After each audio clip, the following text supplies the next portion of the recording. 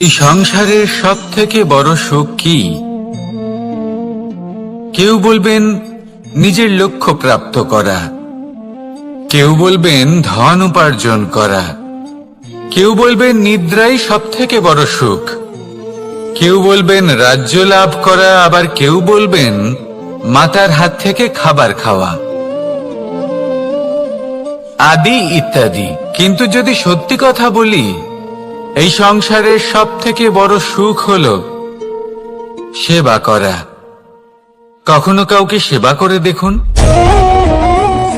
এই সেবা দ্বারা অন্য কোনো মানুষের আশীর্বাদ লাভ করাতেই সুখ রয়েছে। আপনার সেবা ভাব দ্বারা যখন কোনো মানুষ নিজের অন্তরাত্মা থেকে আপনাকে আশীর্বাদ করে, তার থেকে বড় সুখ আর কিছুই নেই। কারণ প্রত্যেক মানুষের মধ্যে ঈশ্বর বাস করেন। নরের সেবাই হলো নারায়ণের সেবা। নিষ্কাম সেবা করাই হলো সব থেকে বড় সুখ। তাই নিজের অন্তরে সেবার এই ভাব জাগ্রত করুন। যে সুখের কথা আমি বলছি, সেই সুখ অনুভব করেই দেখুন। এই মন সুপ্রসন্ন হয়ে বলবে, রাধা রাধা। বাহ! পুষ্পের সুবাস আমার খুব ভালো লাগে। অত্যন্ত সুন্দর হয় এই পুষ্প। এইভাবে চারিদিকে পুষ্প দেখে মন আনন্দিত হয়ে ওঠে। এবার আপনারা ভেবে দেখুন, আমার চারিদিকে পুষ্প নয়, আগুন আছে। তাহলে কি হবে? আমার শরীর কি জ্বলে যাবে না? অবশ্যই জ্বলবে। শরীরকে কি আগুনের তাপ সহ্য করতে হবে না? অবশ্যই সহ্য করতে হবে। এটাই হলো প্রকৃতির নিয়ম।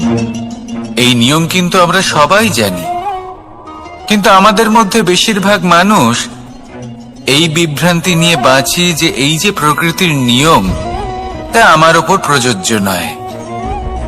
তা কিন্তু নয়। আমাদের চতুর্দিকে এই যে নিসর্গ রয়েছে, আমরা তার কতটা ক্ষতি করি সেটা একবার ভেবে দেখুন। আমরা বনাঞ্চল জ্বালিয়ে দিই, বায়ু দূষিত করি, জল দূষিত করি, প্রাণীদের হত্যা আমরা করি। কেন? এই নিসর্গ আমরা নষ্ট করি, যদিও আমরা জানি যে আমরাও হলাম এই নিসর্গেরই অংশ। এবার দেখুন, শরীরের কোনো অংশে যদি আগুন ধরান, আস্তে আস্তে সমস্ত শরীরও জ্বলে যাবে। সেইভাবেই নিসর্গ যদি নষ্ট হয়ে যায়, তাহলে মনুষ্য জাতিও নষ্ট হয়ে যাবে। তাই এই যে নিসর্গ আপনি দেখছেন, এই পুষ্প, এই বৃক্ষ, বায়ু, জল, এদের সকলকে রক্ষা করুন, নষ্ট নয়। মনে রাখবেন, যদি নিসর্গ থাকে, মানুষ থাকবে। যদি নিসর্গ থাকে, তাহলেই জীবন থাকবে। আসুন আমার সাথে ভালোবেসে বলুন, রাধা রাধা। এই সংসারে সবাই বলেন, আমি অর্জুনের মতো হয়ে উঠতে চাই। সবাই চায় যে তারাও যেন অর্জুনের মতো গান্ডীব লাভ করে। তারাও চায় যে তাদেরকেও মহাদেব এসে পশুপতি অস্ত্র দান করবেন। তারাও এটাই চায় মহাভারতের মতো মহাসংগ্রামে বিজয়ী হতে। কিন্তু সবাই ভুলে যান যে অর্জুন যা হতে পেরেছিলেন, সবকিছুই অর্জন করেছিলেন। যদি আপনিও অর্জুনের মতো গান্ডীব লাভ করতে চান, তবে আপনাকেও তার মতোই শ্রেষ্ঠ কাঠ নির্বাচন করতে হবে। সেই কর্ম আপনাকেই করতে হবে। তার প্রত্যঞ্চা যাতে তীব্র হয়, তার জন্য আপনাকে সর্বশ্রেষ্ঠ দড়ি খুঁজে বের করতে হবে। আপনার বাণ যাতে ঘাতক হয়, সেই জন্য আপনাকে নতুন নতুন ধাতু খুঁজে বের করতে হবে। সেই শিক্ষা আপনাকে লাভ করতে হবে, তবেই আপনার ইচ্ছে পূর্ণ হবে। অর্জুন হওয়া বড়ই সরল, যদি আপনি কিভাবে অর্জন করতে হয় তা জানেন। শুধুমাত্র স্বপ্ন দেখেন যারা, তারা কখনোই অর্জন করতে পারবেন না। কিন্তু যদি কেউ অজ্ঞাতবাস ভোগ করতে পারে, যদি কেউ লাক্ষাগৃহ থেকে পালিয়ে বাঁচতে পারে, যদি কেউ কঠোর তপস্যা করতে পারে, প্রতীক্ষা করতে পারে এবং পরিশ্রম করতে পারে, তাহলে সে অর্জুন অবশ্যই হয়ে উঠবে। যদি আপনি অর্জুন হয়ে উঠতে চান, তাহলে কর্ম করতে শিখুন আর আমার সাথে ভালোবেসে বলুন, রাধা রাধা। জীবন থাকলে লক্ষ্য অবশ্যই থাকবে। যদি লক্ষ্য থাকে, তার পথ অবশ্যই থাকবে। যদি পথ থাকে, তাহলে বাধা অবশ্যই থাকবে।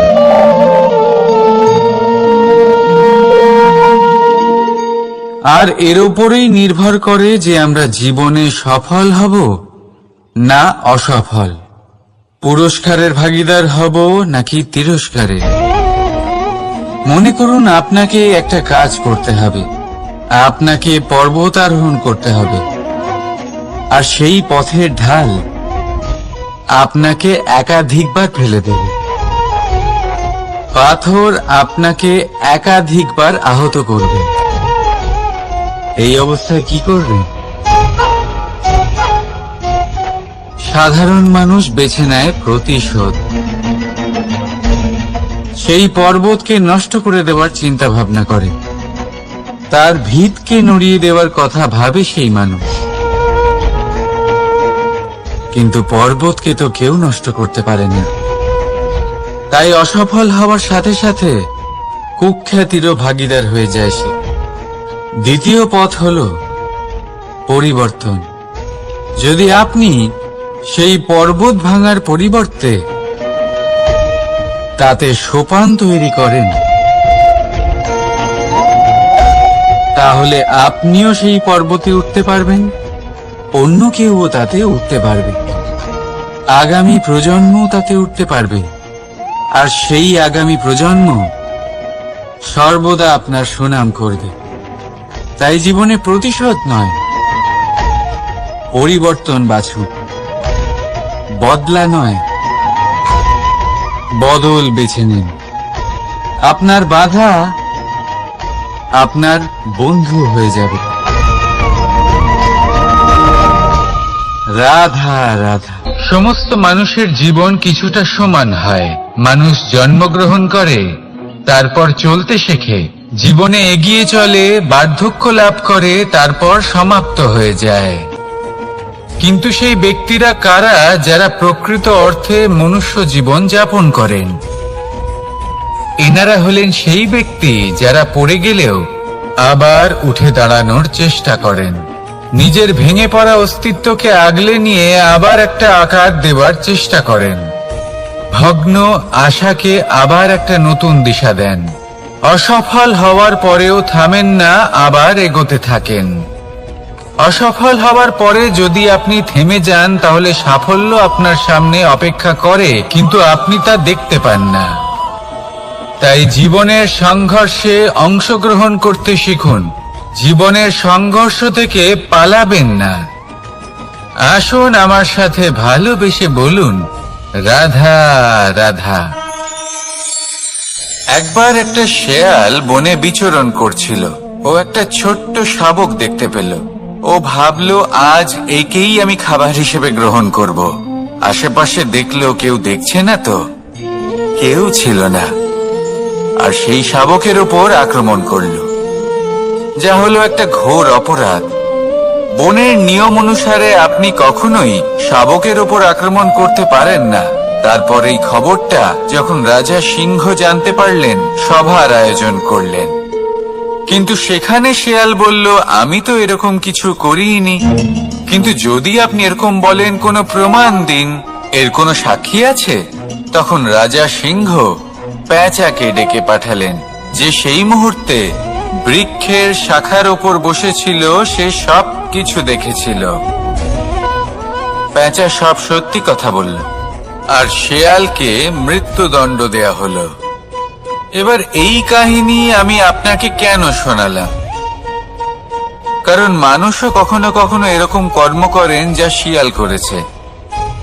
এটা ভাবেন কেউ দেখছে না যখন আমি অনুচিত কর্ম করতেই পারি, কিন্তু না, আপনি যাই করুন না কেন কেউ না কেউ অবশ্যই তা দেখছে। কোনো ব্যক্তি না হলেও কোনো প্রাণী, না হলে কোনো যক্ষ বা দেব বা প্রেত। যদি এনারা কেউ না দেখেন, তাহলে ধরিত্রী মাতা দেখেন যেখানে দাঁড়িয়ে আপনি সেই কর্ম করছেন, তাই না? তাই একটা কথা সবসময় মনে রাখবেন, কে দেখছেন কে দেখছেন না সেই বিষয়ে ভাবা ছেড়ে দিন। এটা খুব সহজ কথা। আপনি যদি উচিত কর্ম করেন উচিত ফল পাবেন, যদি অনুচিত কর্ম করেন তাহলে আপনি অনুচিত ফল অবশ্যই পাবেন। সেই জন্য উচিত পথে চলতে থাকুন, উচিত কর্ম করতে থাকুন, আর আমার সাথে ভালোবেসে বলুন রাধা রাধা।